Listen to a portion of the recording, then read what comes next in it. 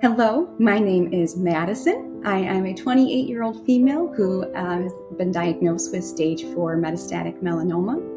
I live in Kalamazoo, Michigan right now. Some fun things about me: I'm a PA, I'm a physician assistant. I have a husband. We just got married. We're going to be celebrating 1 year in September, and I live with him and my dog, who is like my entire life. His name is Gus. He's a bernedoodle. The way that I discovered my melanoma is I had a lump underneath my skin of my left upper arm that I had noticed last spring, so spring of 2023. It was bothersome if I were to mess around with the area. And so I wouldn't touch the area at all, because why would I mess around with something that bothers me? So kind of let it be. The reason why I did not get anything looked at until I had a dermatology appointment in the summer of 2023. Took some time to get in, as it does for a lot of like healthcare appointments. Yes, I'm a PA myself, but just because I'm a PA myself does not mean that I know every single medical thing that is happening, including to my own body. So when I found that area, I thought, could it be a lipoma, which is like a fatty like cyst? Is it some sort of, I don't know, like lymph nodes don't go there, so probably not.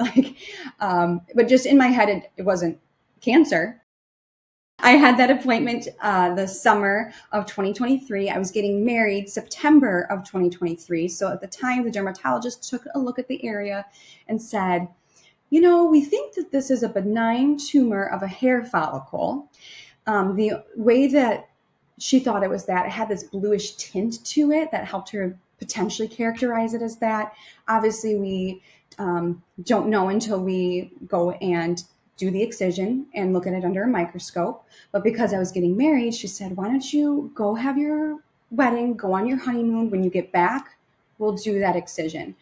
I was in agreement too, thinking, really, it doesn't bother me unless if I mess around with it. Don't mess around with it, and we'll go from there. And I felt great otherwise. I didn't have any other symptoms aside from this spot showing up here on my arm.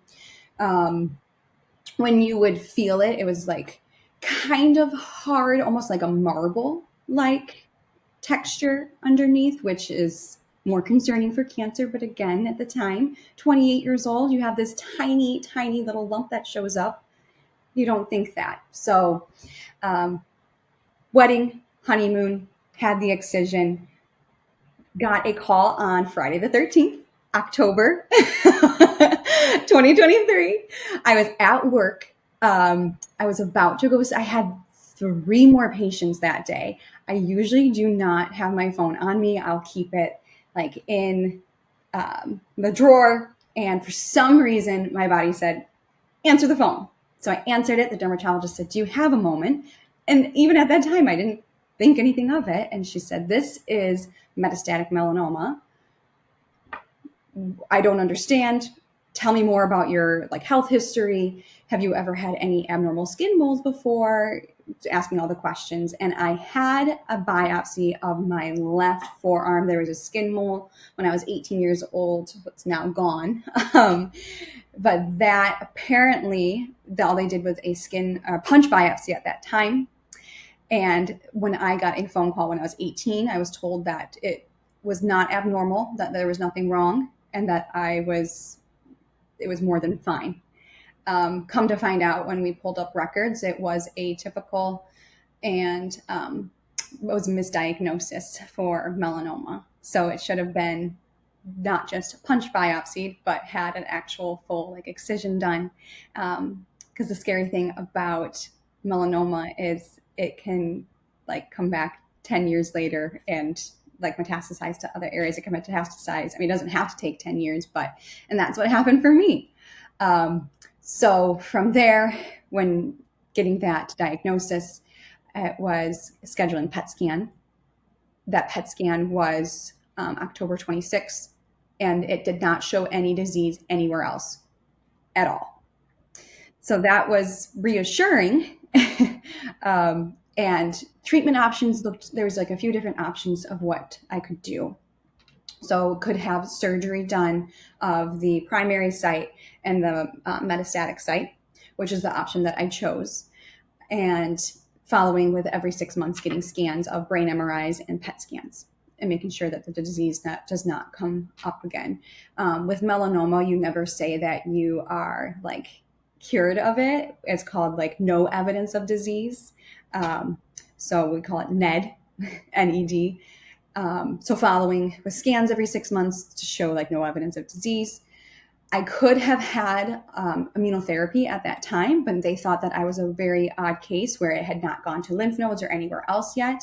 So they were weighing, and myself included, do I put my body through a year of immunotherapy, or do we kind of monitor a scan, see if this was something that was caught in time?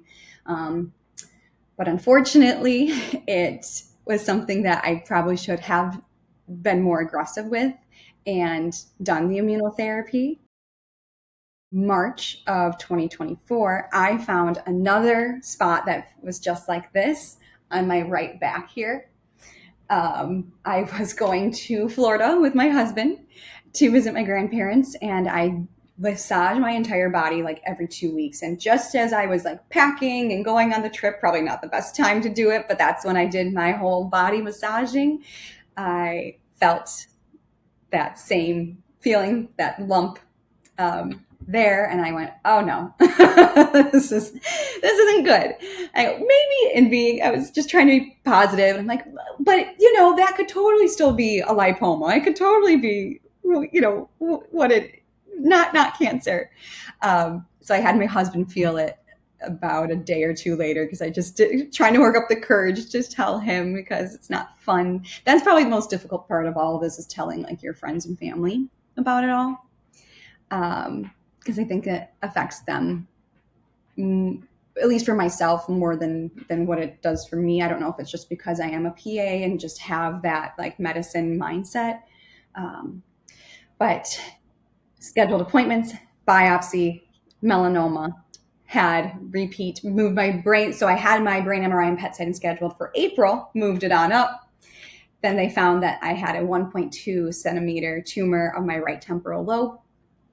And then the spot on the back, it's subcutaneous. What that means is it is in the fatty tissue. It's not in my bones. It's not in a lymph node. It's just in the fatty tissue of like my right back scapula, which is like a shoulder area. And then there was one other spot on my right hip area. Again, the subcutaneous tissue, not the bone or anything like that. So treatment option from there was proceeding with something called immunotherapy. I would receive a dual agent immunotherapy, 2 different agents, because it has the best success rate for a brain metastasis.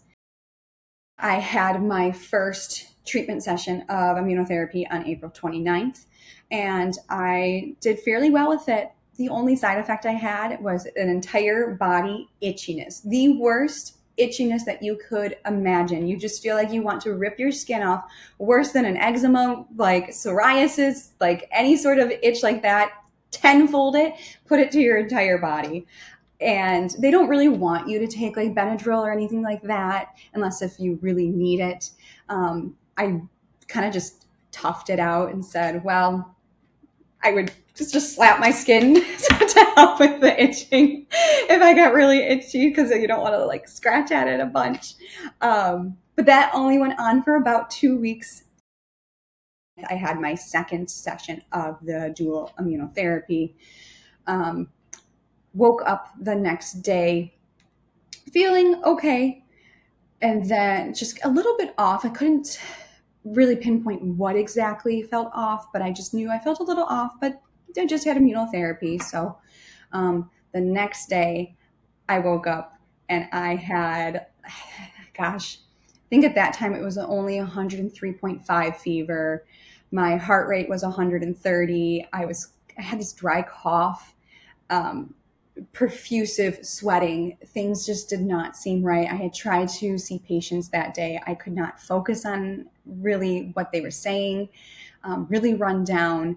And my mom had actually come into town because we had heard sometimes that the second session of dual immunotherapy can be pretty like taxing on the body. So she just wanted to be around for it. And I ended up having her take me to the ER, just said, something's not right. I think I'm having a side effect from my immunotherapy. They pretty much said, well, you seem to be doing okay. Why don't you go on home and follow up with your oncologist?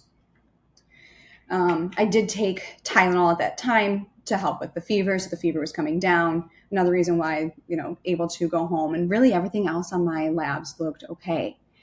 And no source of infection, and knowing that I had immunotherapy, that's likely the source of what's going on. So next day, woke up, fever even higher. I could not walk from like bedroom to bathroom without my heart rate being in the 140s. Typically my heart rate's around 60. Just very, yeah. So my oncologist had called and said, go on back, you have to be admitted. Had a bunch of workups done to make sure that, they want to make sure that with everything that I wasn't having like a pulmonary embolism, like a blood clot of my lung. There's a lot of different things that can develop. I won't go into all of those because I would talk your ear off a lot on it, but I ended up developing autoimmune hepatitis from the immunotherapy. For right now, treatment-wise, I had repeat brain MRIs and PET scans. So I was only able to have 2 sessions of the dual immunotherapy, Opdivo, Yervoy. Repeated my scans. Great news, PET scan was negative, no evidence of disease anywhere. I then had the option of either leaving the area. So they put tracers in where my 2 subcutaneous lesions were. Tracers help with surgery if you want to, for example, somebody like me who then had a repeat PET scan that was negative, so that my surgical oncologist can go in and collect cells in the area and make sure that there's no evidence of cancer under a microscope, which is the option that I chose for my back. We left my hip area in case if I ever needed something called TIL therapy in the future. I won't really get into that, but it's a different type of treatment for melanoma. But we're leaving my hip area, and then I had surgery on the back, and that looked under microscope in the past week, and that's negative as well. So that's very exciting after 2 sessions of the dual immunotherapy. And then it shrunk my brain tumor by half. So the biggest thing now is what to do with the brain tumor, and I will have radiation for my brain tumor. Looking at radiation, I'm not happy about it, but it's something that needs to be done. I don't want to, they talked about, because they were monitoring my brain tumor every like 6 to 8 weeks, and it had shrunk a millimeter in this past 6 to 8 weeks, about could it continue to shrink or not? Is this something that could still go away with just 2 sessions of the dual immunotherapy? But the odds of it happening are so slim. I haven't had treatment since May 20. So being realistic, I think I just kind of look at it as, if this were a friend or family member or my patient in front of me, what would I tell them to do? And it's like, you probably should do the radiation because we don't want it. What if it gets bigger? Or what if it spreads somewhere else? And now you have to start systemic therapy again, which could happen at any point in time too, being realistic about that. But, I don't know. I think I'll just tackle the radiation like I did anything else, right head on. And if anything, if side effects, the most common side effects, fatigue, headache, hair loss to like the area. Okay. Like we'll just tackle it and hope for the best. I think when finding out it was in the brain was scary, because everything that I found everything out on my own, because I have like patient portals. You just see everything before, and then knowing like, okay, now it's in the brain. That's not the spot where we want it at. What's life going to look like from here? My mindset, my whole life, I've just been always so optimistic. I don't know why. It's something I just feel like is wired in me. And even with all of this, it's like, okay, so what am I going to do? Sit and cry about it? That's not going to cure the cancer. Actually, being negative about it shows worse outcomes. So we're going to be extra positive about it and push on through. And we're going to do all the research possible of not only medical things, but what can I do lifestyle wise? Because cancer is popping. Like I am diagnosing patients too, like around my age. So there's just so much out there that like in our environment and all of that, that we need to look at and change so that somebody my age doesn't end up in my boat. Being a PA, being in the like medical field, here I am talking to my patients about nutrition and thinking too that like I'm healthy and the things that I was doing before were healthy. But then really, so like in PA school, in medical school as well, like you don't get any sort of nutrition background. They don't teach you anything really about it. And I'm not harping on like the programs or anything like it's just not there for any of them. So I think that that is a really big piece to the puzzle, because what you eat. Like we've all heard it before. So looking at all of these processed foods and like just the way and people are like, well, but those foods have been around, but they've changed like what goes in your food. Like if you look at the nutrition label, you should not, like it should be 5 to 6 things on a label. You should not be having things that you cannot pronounce. If you can't pronounce it, don't put it in your body, is pretty much what I will say to all my patients. And then adopting that into my own lifestyle. I did go to a very low carb diet too. Just, I think trying to be as healthy as possible. But really looking at like obviously getting your fruits and your vegetables, but then what those can also be sprayed with pesticides. So I think the most important, if anyone for anything, is looking at nutrition. Um, and that's like just a whole nother topic. And I like still don't have all the knowledge on that, but I think like you are what you eat. Do just get away from the processed foods. That is a huge thing.